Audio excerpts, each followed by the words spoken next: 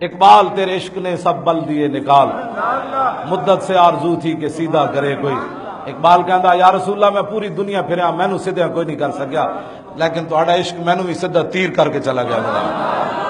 با خدا در پردہ گویم بات گویم آشکار، یا رسول اللہ او پنہا تو پیدا من۔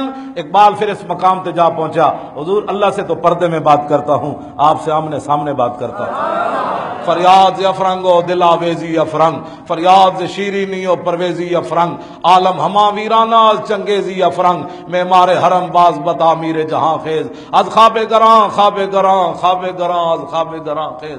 اقبال کہنا اٹھائے مسلح بڑا سو چکا، اٹھائے مسلح بڑا سو چکا، اٹھائے مسلح بڑا سو چکا، اب حضور کے دین کے لیے خود اٹھ کر حضور کے دین کا کام کر۔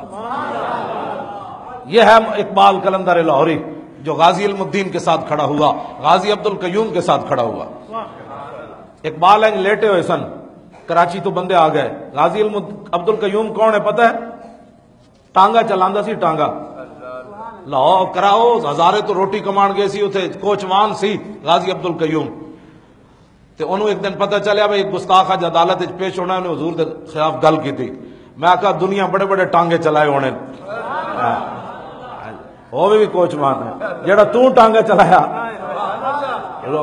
50,000 5 لاکھ دیاں گھوڑیاں بن کے دولہے نو بٹھا کے لے جا رہے ہونے۔ اے بھی ایک گھوڑا انہیں بدھیا، ایک مریل جا گھوڑا انہیں اپنے ٹانگے آگے بدھیا، لیکن جب حضور دی عزت ہوتے پیرا دیتا، آج وہ کوچوان تو نہ رہا نا۔ ہاں جی اتھے تو گل ہے، ملتا ہے کیا کیا ایک بار مدینے میں جا کے دیکھ، کرتے ہیں مالا مال ذرا ہووے کوچوان، تے حضور دی عزت ہوتے پیرا دے وے۔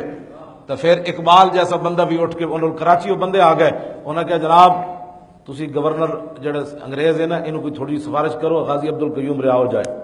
کہنے اقبال لیٹے ہوئے سی، اٹھ کے بیٹھ گیا۔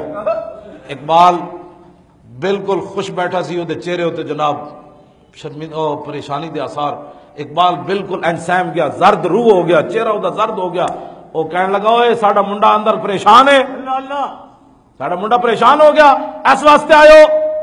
انہوں نے کہا نہیں جی نہیں، اس منڈے نے نہیں بھیجا، اسی تو خود آیا۔ غازی عبد القیوم تو سانو نہیں بھیجا، اسی تو خود آیا۔ علامہ اقبال دا چہرہ پھر کھل اٹھیا۔ انہوں نے کہا یار شکر ہے، میں تو سمجھا عاشق رسول ڈر گیا، تو پھر قیامت تک حضور دی امت کے میں کھڑی رہے گی۔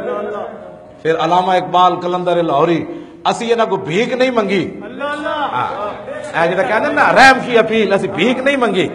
ہاں وہ ساڈے کول اپیل موجود ہے، انشاءاللہ مورخ قیامت تک ساڈیاں نسلاں بھی پڑھدیاں رہن گیاں کہ اسی ممنون کول بھیک نہیں منگی، اسی صرف یہ کیا کہ انصاف کر، اسی صرف یہ کیا کہ او فیصلہ کر جڑا رسول اللہ نے فیصلہ کیتا حضور دے عاشقاں نال۔ کیوں جی نبی علیہ الصلوۃ والسلام حضرت عبداللہ بن عتیق جدوں یہودی نو مار کے آئے تے اے تے پترو اے دنیا تی فیصلے ہو جانے۔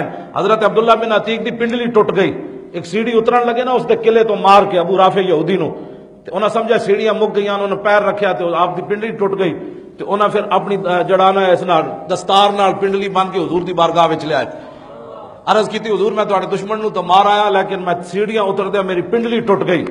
تو میرے آقا نے یہ نہیں فرمایا کہ جاؤ پھر کسی ہسپتال وچ علاج کراؤ۔ کیوں جی ہاں یہ سرکار کا در ہے، در شاہاں تو نہیں۔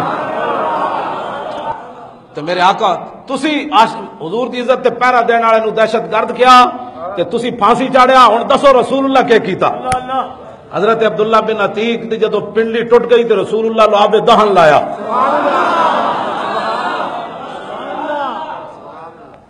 تسی ممتاز قادری نو دہشت گرد قرار دیندے ہو، رسول اللہ عبداللہ بن عتیق دی پنڈلی ہوتے اپنا لعاب دہن لال۔